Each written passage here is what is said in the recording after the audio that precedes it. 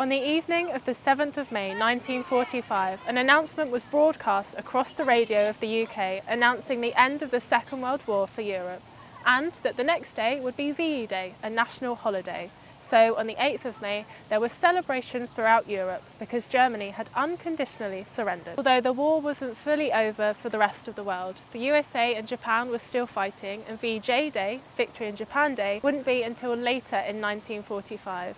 But for the people in Europe, fighting had stopped in their cities, something they'd waited 6 long years for. 2025 marks 80 years since VE Day, so we're going to explore what happened on the day, people's reactions, and we'll be joined by some experts along the way. But we're starting here at Bletchley Park. We're here at Bletchley Park, home of the Codebreakers, an important place during World War II. And the staff working the night shift in Hut 6 were some of the first people in the world to know of Germany's unconditional surrender. I'm going to go and talk to Dr. Thomas Cheetham and learn more about Bletchley Park on VE Day. So come join me. We're joined by Dr. Thomas Cheetham, who's the research officer at Bletchley Park, and I'm going to ask him a few questions about what was going on during VE Day at Bletchley Park. What is Bletchley Park? Bletchley Park was the World War II British Codebreaking Centre. So there's an organisation here, it goes under a code name, a government code and cipher school, but it's not a school at all. It's an agency which takes enemy radio communications mostly, and these are all enciphered, so they look like complete gibberish to anyone who isn't meant to read them. And they turn these into something readable, translate it, interpret that information, generate intelligence that Allied commanders need to fight the war, about where the enemy are, what they're doing, what they're likely to be doing tomorrow, next week, in a month's time. And it helps the Allies make decisions that help them win the war faster and with less loss of life. Well, I mean, it's a very important part of the war effort. So why were Bletchley some of the first people to know about Germany's unconditional surrender? Well, it's sort of incidental. So they're keeping an eye on what the enemy are doing, and obviously they can see the German military is collapsing at the end of the war and the Allies are winning. So obviously everybody knows victory's coming. But Bletchley Park is plugged into a network of radio listening stations, we call them Y stations, all around the country, because they're not intercepting any traffic here. It's all being done elsewhere. And those people have an even closer sort of ringside seat almost on what's going on. And a lot of the negotiations around the German surrender are going on by radio. So these back and forth negotiations between the Allied commanders and the German government are being listened into at these radio intercept stations, and they're reporting that through to the codebreakers at Bletchley Park, just because at that point, in many cases, they've got relatively little to do. So there are certain people at Bletchley Park who know about the final surrender that's been signed almost before anybody else and before it's been publicly announced. But of course, there are other people at Bletchley Park in different parts of the organisation who have no idea. And they actually put a note out to some of the people who learn this information saying they should keep it to themselves. This happens in the middle of the night. So they say when the day shift comes along in the morning, don't tell them the Germans have surrendered. We're going to let them learn through the official channels when it's publicly announced a few hours later.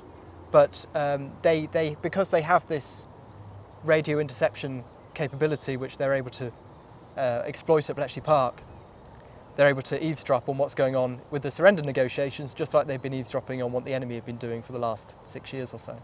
So, as you said, people learnt about it at different stages at Bletchley Park, and people would have been working when they found out through the official channels as well. So how did they react? Did people get to celebrate, or did they have to kind of sit at their desks and continue working? It depends.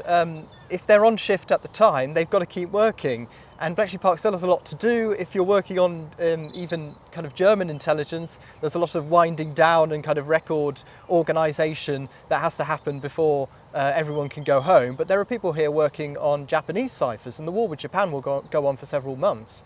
So they need to keep working like normal. If you're on shift, unluckily, you've got to just stick it out. But there are many people who work at Bletchley Park who are not on shift on VE Day, and they're able to enjoy themselves and go either join parties locally or head down to London, which is one big party during the 8th of May. And we have many accounts from veterans who worked here about their experiences and the fun they're having down in London after the surrender's declared. Imagine being the people who had to continue working on like the biggest celebration of all time. I mean, I'd be quite sad about that. After VE Day, did people continue to work here at Bletchley Park, or was it kind of wound down? It's wound down on the German side, but people are shifted over to work on Japanese because the war with Japan will go on for several more months. There is no, because nobody at Bletchley Park knows about how the war with Japan will end with the dropping of the 2 atomic bombs, they're basically planning for an Allied invasion of Japan, which will be an enormous operation, bigger than D-Day, bigger than anything that's come before. So they're gearing up for that, and people are being shifted across to that work. In many cases, personnel working in intelligence are being shipped out to East Asia, and the idea is when they get there, they'll be part of this operation to bring the war with Japan to an end. But it turns out by the time they get there, in most cases, that's all finished, and they end up doing other things. But there is not really any expectation at Bletchley Park or in Britain as a whole that the war is really over. The focus is just shifting eastwards. So how were people feeling when the war ended here at Bletchley Park? What was the atmosphere? Were they emotional? Were they happy? What was it? I think it was quite bittersweet in some ways, because obviously everybody's happy the war is over. They can all get on with their lives. And these are young people who've had their lives really put on hold for the last 6 years, and they don't want to be fighting a war. But at the same time, they've been involved in something very special here. I think they recognised that at the time, this place that's been built up. It's enormously vibrant, and so many people benefit from the atmosphere here, kind of culturally and socially while they're here during wartime.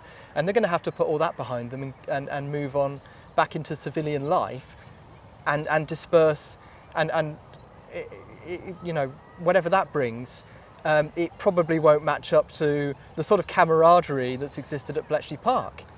And in some cases, actually the people working on the code-breaking machinery here have to literally turn the machines off and dismantle them down to the bare components, and that's the last job they do before they're sent away.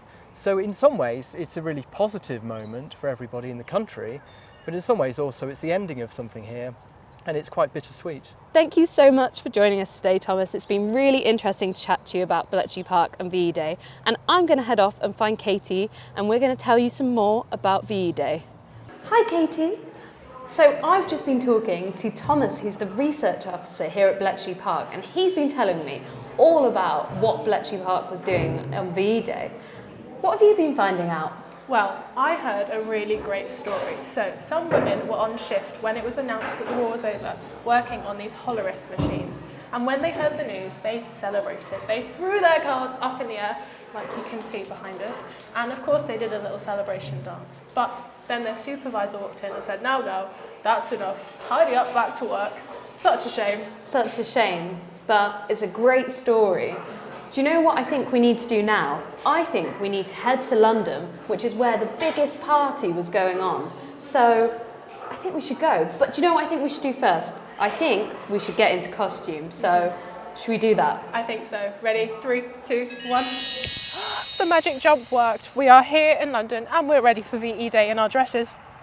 I think we should go and explore. Let's go! Winston Churchill became the Prime Minister for Britain on the 10th of May 1940 after the previous Prime Minister resigned. So he was our leader during World War II, and he was one of the people who helped lead Britain and its allies against Germany. Behind me are the Churchill War Rooms, which were secret underground bunkers where the government did very important work. And Winston Churchill sometimes even spent 18 hours a day underground here. Let's go and have a look.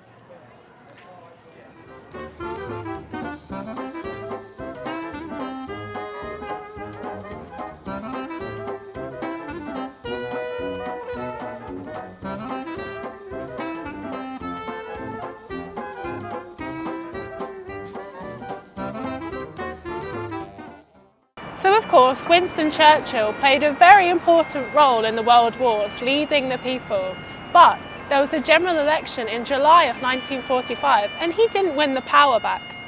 But later he would write that everything after his time as Prime Minister during the war was an anticlimax, and that would be the best period of his life. Now you know a bit about Churchill, let's find out how the people celebrated VE Day. On the evening of the 7th of May, the radio announced that the Second World War was over for Europe, and the next day would be a national holiday for everyone to celebrate. But some people didn't wait, and that very evening, bunting and colourful flags were put up, partying started, and people even started to make their way here to London. And some the next day would be paddling in the fountains of Trafalgar Square. You can't do that nowadays. By midnight that night, 50,000 people were squashed into Piccadilly Circus, and they were all celebrating together. They danced with strangers and drank all through the night. 3 p.m. on the 8th of May, the Prime Minister Winston Churchill gave a speech officially announcing VE Day from 10 Downing Street, which is just down there. And of course, huge crowds had gathered in central London. And then later on, he appeared on the balcony of the Ministry of Health, and he gave another impromptu speech to the people, where he declared, "This is your victory." And they shouted back, "No, it's yours." The British royal family played a huge part in London's VE Day celebrations. Huge numbers came here to the Mall at Buckingham Palace, and King George VI, Queen Elizabeth and their daughters Princess Elizabeth and Princess Margaret appeared on the balcony to huge cheering crowds. VE Day was a bittersweet time of celebration and a time to commemorate those who lost their lives during the war. 80 years on, we'll remember those who sacrificed their lives for us, and we hope you join in the celebrations on the 8th of May.